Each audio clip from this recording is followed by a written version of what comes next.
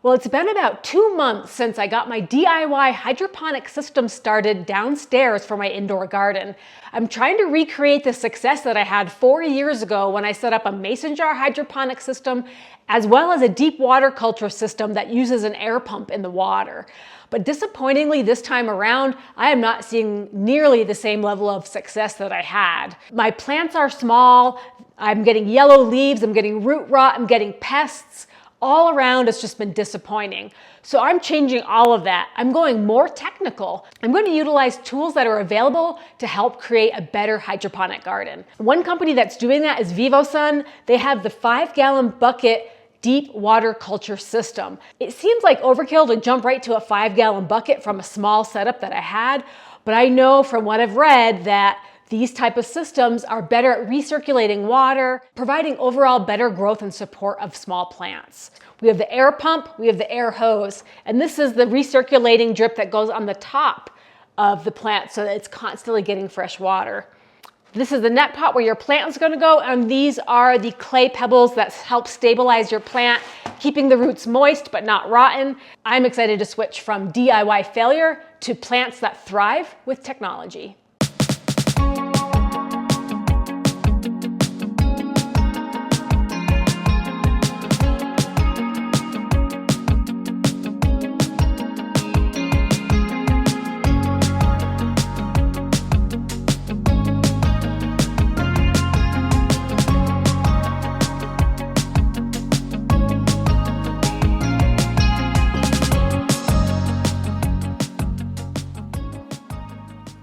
Here's how the buckets look fully assembled.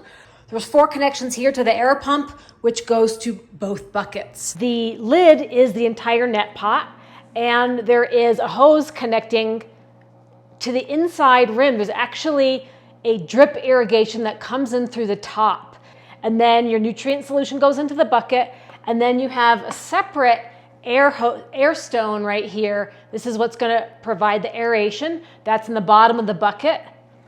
And one of my favorite features is this water level indicator on the outside. So if you look really close, you can see there's a red ball that tells you where your water level is. And it's hard to see because everything is dark colored to discourage algae growth. If you've seen some of my other videos, you can see that as my hydroponic grow has progressed, I've had a lot of algae growing. All right, so the next step would be filling up the water to the appropriate level. They recommend keeping it right below the net pot. So where this drops off, I'm going to be using a diluted nutrient, so about 1/2 of a teaspoon per gallon to fill up my buckets.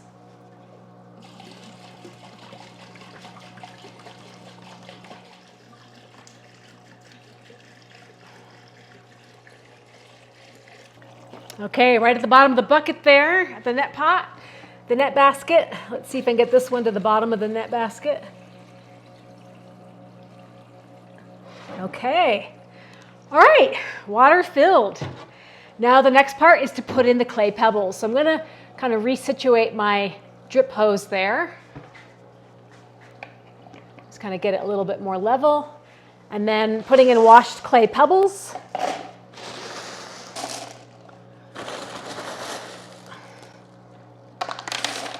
So the seedlings I'm going to be transplanting are arugula and bok choy.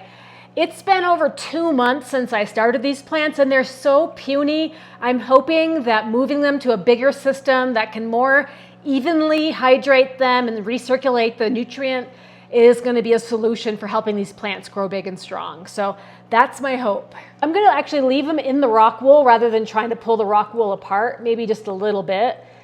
So I'm just going to kind of situate these on top and then add in a few more clay pebbles around. And because I have so much room, I'm actually going to put 2 plants in there. So the roots on this one are pretty long. Just going to kind of nestle them in there and we'll see what happens.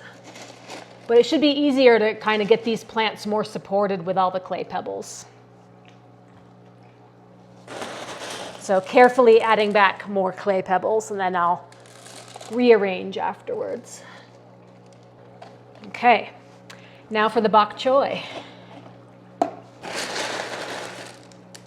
The bok choy is 2 plants as well. I'm going to see if it's possible to separate them. If not, I'm not going to worry about it. just to give them a little bit more space. The seedlings have been transplanted into their larger containers. I'm excited to see how this all works. I'll keep you guys posted in a few weeks to let you know how they turn out. As you can tell right now, the bok choy is not even above the surface of the container, and arugula is only about 2 inches tall, so I can't wait to see the progress. Again, this is Vivosun's 5-gallon DWC deep water conditioning recirculation system. I'll have a link to it in my video description and a discount code for you as well. All right, so now we got the hydroponic buckets going, but I've got 2 more tools I want to put into use to help with my hydroponics right now. So one is neem oil. One of the reasons why my hydroponics were not doing well is that I had an infestation of aphids. And neem oil is a natural treatment for them. It's a plant oil that interrupts the hormonal cycle and can kill the aphids pretty effectively. So let's try it out, and I think you're going to be surprised at how well it works. I'm using it on one of my house plants that I noticed had bugs, and I wasn't really sure it was aphids, but it's definitely a combination of either aphids or whiteflies, but you can see all this residue. I'm going to be treating this by spraying it with the neem oil. I'm just doing a light spray. I'm gonna set it here on the stove and then come back and check on everything. Okay, you guys are not gonna believe this, but this is like 5 minutes later, and I know it looks like dust, but zooming in, all these little green things are dead aphids. I mean, it worked almost instantly. I am shocked at how well and easy this treatment worked. So the other tool I'm using to help improve the status of my hydroponics is going to be a pH meter. I need to do a little bit more research into exactly what pH is optimal for hydroponic plants and which plants specifically prefer which pH and how the pH correlates with the nutrient that's actually in the solution. So let's go downstairs and check the hydroponic solution, measure the pH, and see what we need to do. Now, one handy feature of the Vivosun DWC bucket is that you have a water gauge here. Now, if I tilt it this way, I can get a small sample of water. My little pellet's gonna come out, but okay. Being careful not to spill things, but it's a little easier to get a sample out of the bucket without having to disturb the whole system, so that's pretty cool. I get my pH meter, turn it on.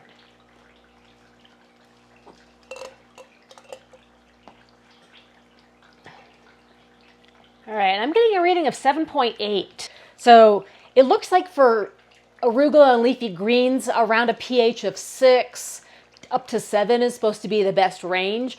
I'm not sure if a pH of 7.8 is totally out of range or unacceptable. So I need to do a little bit more research on that. But I like learning these tools, and I like learning a little bit more scientific treatment for optimal plant growth. But what I'm really curious about is the pH of the tank that has been going. I'm pulling out one of the net pots here, and I'm very curious about this one because this one was the one that was having root rot. So let me just pop this in and see what the pH is. So 5.7. So that's definitely a lot closer to 6 than these buckets are. So anyways, guys, I thought you might be interested in some of the tools that I'm using to get my hydroponics game a little bit better. So I think my next step is starting some more seed pods. I'm going to see if I can germinate more seeds, and in 6 weeks, they'll either be ready for popping in a hydroponic or putting into soil finally. So very exciting. We're getting very close to spring, folks. You're welcome to join the journey. Feel free to subscribe and find out how we go from hydroponics into a greenhouse. Maybe I'll keep some of the hydroponics going.